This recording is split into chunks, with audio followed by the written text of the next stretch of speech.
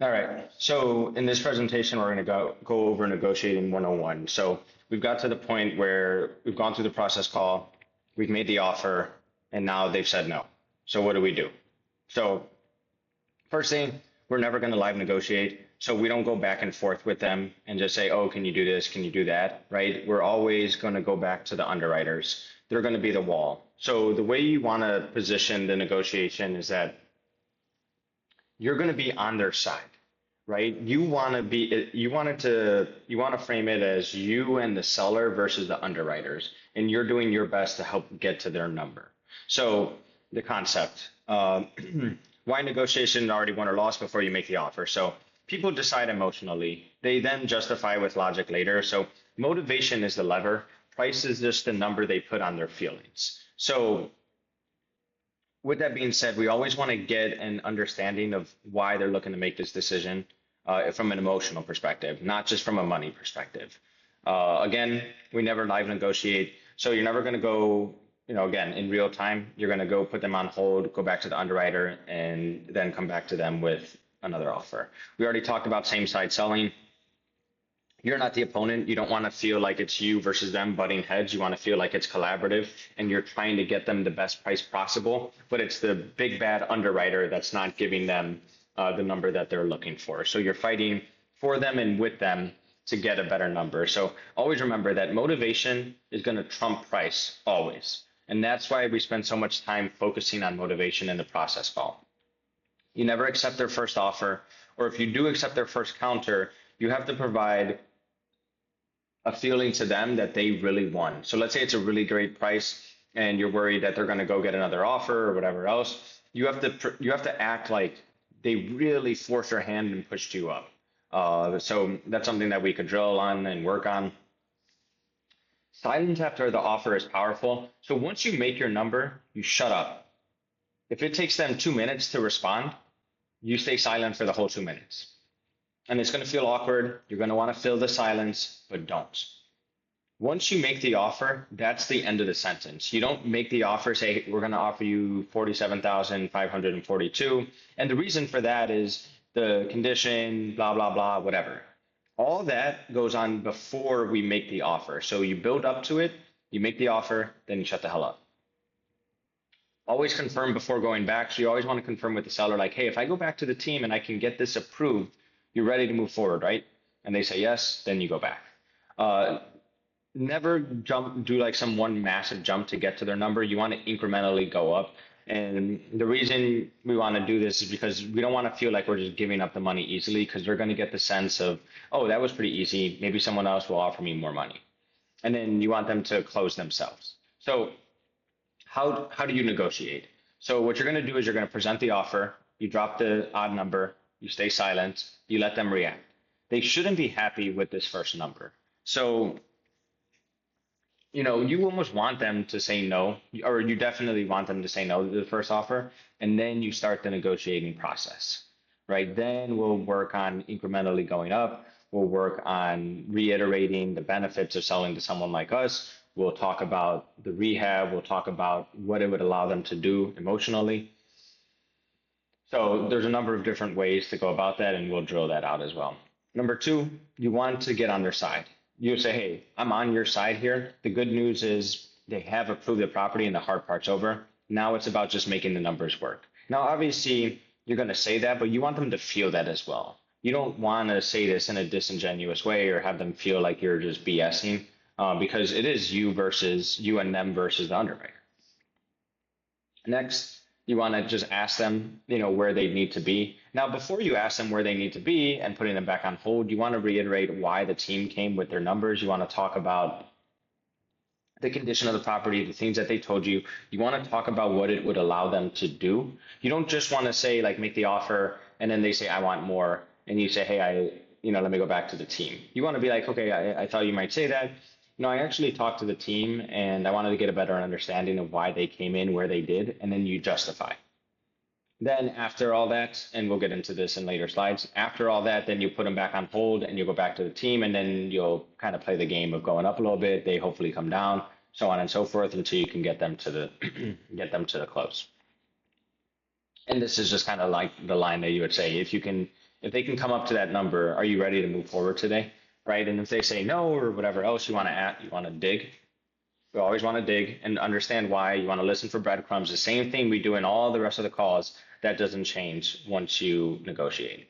So here's how you negotiate with them. So you're going to educate, and then you're going to close with feeling. So the whole point of the process call in talking to them and getting to know them and getting to know if they're married, if they have kids, how old are the kids, how long have they been married, that sort of thing, is you want them to like you want them to trust you, and you want them to want to do business with you. Now, once you make the offer, you can use the costs and the motivation to get the deal done. So if they feel like they have or you have their best interests at heart, they're going to be way more open, way more receptive to everything that you have to say. They're going to listen, they're going to hear you out, they're going to understand your perspective, and that's what you want. So when we're negotiating, we make a $50,000 offer and they're like, I want 120, right? You then have to educate them and you have to say, hey, I totally understand. I talked to the team, and in talking to them, because I had a feeling you would say that, in talking to them, I wanted to understand why we're so far apart here. And basically, what they were saying was that I know you mentioned that the roof was 22 years old. You mentioned that the electrical hasn't been updated since 1972. So when they're looking at a property, they're saying, hey, a roof replacement is going to run somewhere between 12 to 18,000, right? The electrical, the plumbing. Our plan with this property is we're going to flip it. So we have to bring everything up to 2026 code. So we have to pull permits. We're going to have to pass inspections, and you know how the city is. They're sticklers for these sorts of things.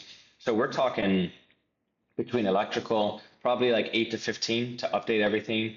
Plumbing, probably the same sort of cost. So between all of that, the team is looking at this as a pretty extensive rehab, and that's why they came in at that $50,000 number. Now, with that being said, I know it's not exactly what you were looking for, but keep in mind that you're not having to pay commissions, so there's no realtors involved, so you're not going to have to pay anything there. There's no closing costs, so we'll cover 100% of the closing costs. You don't have to worry about time on the market. We'll be able to close on your timeline, which you said was 30 days. And then we're going to buy this as is. So we're not going to ask you to do any sort of repair. We're not going to ask you to do any sort of cleaning. You can basically grab what you want, and you can, 30 days from now, you can have a check in your pocket. And I know we talked about some of the stress that this property's been giving you. You can wipe all that away. You won't have to worry about this house ever again. You'll be able to take that vacation you've been dreaming of for the last 3 years, and you can wash your hands of this and, lay your head in bed at night knowing that this isn't your problem anymore. And you mentioned that was really important to you, right? So that's how you would do it, right? Now they're going to push back. They're going to say like, oh, well, maybe I fix it. Maybe I'll list it. Maybe I'll wait, right? And because you've talked so much in the process call, or listened, I should say, so much and got so much information in the process call, you can dig into that and tie that back into the emotions, back into their goals, what they're looking to do. So like, for example, if they say, I'll just fix, you know what, I'm just actually going to do it myself. I'm going to fix it up. Be like, gotcha. Makes complete sense. Are you going to do the work yourself, or are you going to hire someone? And then whatever they say, it doesn't matter, right? Then you start asking questions again. You start digging. It's the same thing as motivation. How's that going to impact your time if you do it yourself? Got it. Got it. And you mentioned that you have a full-time job, right? Like, are you going to do that like nights and weekends, or what are you looking to do? Got it. And then you can talk about that. You could talk about how much money is it going to cost you to do that? Do you have that money? Do you have $30,000, $40,000? And this is where I tie in a third-party story, where, hey, I totally hear you. And if you want to go that route, totally understand. We actually worked with someone who ended up doing that. Like they didn't, initially, they thought they didn't like our offer. They thought they could do it themselves, and they did. And we keep in touch with people, just checking in, seeing how the project's going. And I talked to him 3 months later, and he said that he had hired someone, and that person ended up stealing $15,000 from him. And now he doesn't have the money to finish it, and he's trying to do it on nights and weekends. And his marriage started to struggle because of this, and it was causing a lot of stress. And he actually came back to us, and we were able to purchase his property and take all that off his plate. So how long do you think it'll realistically take to get this done? So you tie that third party story into their situation and talk about some of the downsides of it, because they might say that, but it's really difficult to go through that. It's not easy. It's not easy for us. It's not easy for them. So we want to point that out to them, and we want to just get logical and break down that step with them and make the alternative plan feel very heavy for them, which it is. Like this stuff isn't easy, and what we're providing speed, convenience, just a seamless process. So that's what we want to walk through. So here's some rules, mistakes that people make. So rules, basically when you make the offer, you're going to use odd numbers, whatever it is. Don't make it sound like it's a very specific number. You always want to put them on hold before moving an offer up. You always want to go up in small increments. And what you want to do, especially as you get closer to their number, is you want to make it feel like you're really working the underwriter, right? There's a lot of performance to this. So when you come back, you're not just like, hey, good news, they approved 245. Because you're going to feel like, oh, that was easy. It's not easy. You have to fight for it. So when you come back to them and be like, hey, man, I talked to the underwriter and, I know we were starting to, I think, get to or get close to where they weren't comfortable. And they were giving me a hard time. They were telling me about the roof. They were telling me about the windows. They were telling me about the plumbing, the electrical. And I didn't think they were going to be able to come up. And I talked to them, and they they were really giving me a hard time. And I know you said that, hey, if we could get to the 245, we'd have a done deal. And I told them that, and they were still kind of hemming and hawing, and they weren't sure. But I have good news. I was able to get them up to that number, and really had to stick my neck out there for you. So congratulations. We're going to be able to move forward. So that sort of thing. You want to sell kind of sell the sizzle, right? You want to be able to have them coming up, be like, oh yeah, we worked them. I really worked them up, because they'll feel good about that. If you just gave them the 245, be like, hey, I got them up to 245, let's get it done. They'd be like, hold on, that was a little bit too easy. And then they start to second guess and start to get cold feet essentially. So you always want to get that verbal commitment before going back. You want to have silence after you make the offer and let them react and hear what they have to say. And then you don't want to negotiate against yourself, right? Some of the things that we talk about in our training is boxing objections, which are like, hey, is it me? Is it the price, or is it me? Is it the company? Is it the process? And then you get to, is it the price? Because maybe they say no, not because of the price, but because of something else. So we just want to keep that in mind. So fatal mistakes. Don't live negotiate ever. Don't match their number immediately. Now, I've done this before, and I have matched their number because it was a good number, and we ended up making 30 grand on it. But what you want to do is what I had said before. You don't want to just say, hey, 75 sounds good, we'll take it, because they'll get cold feet. You want to make them feel like they've worked for it. And you want to maybe even, let's say she asked for 75 and you could do 75. Maybe you come in slightly lower and be like, I really wish they could, I was hoping they could get up to the 75. I do have good news though. They did come back to an offer at 71,494, right after kind of building up to this whole thing. Or you just give them the 75, but make it seem like you fought for it. Like, hey, they initially came in at 65, but I fought for you. You said 75, we could get this deal done. I was able to get it approved. So again, we talked about this mistake. Don't make one giant concession. Make them work for each successive jump up in price. Don't skip the confirmations question. I've asked this and then they still go back and change it. So you just want to confirm, double and triple check. Be like, hey, just confirming, because I'm going to go out there and I'm going to tell them that if we can get to this number, we have a done deal. So if I go back there and I tell them that we'll be able to get the paperwork in place, correct? They say yes, good. Letting the seller feel the urgency is yours, right? They should feel the urgency internally. And then the last thing you want to do is negotiate when motivation hasn't been built. You again want to understand the motivation. You want to understand why they're looking to sell. All right. So last one. So drill it. How do we get better at this? How do we do this until it's automatic? So cost education. I want you to practice using their own words back to them. If they tell you the roof's 20 years old, the plumbing hasn't been updated since 1972, since they bought the property, the electrical, the foundation has some water damage, the windows are 22 years old, whatever it may be. We want to be able to use that information. So I want you to start using the cost of items to be able to explain why our price is where it is.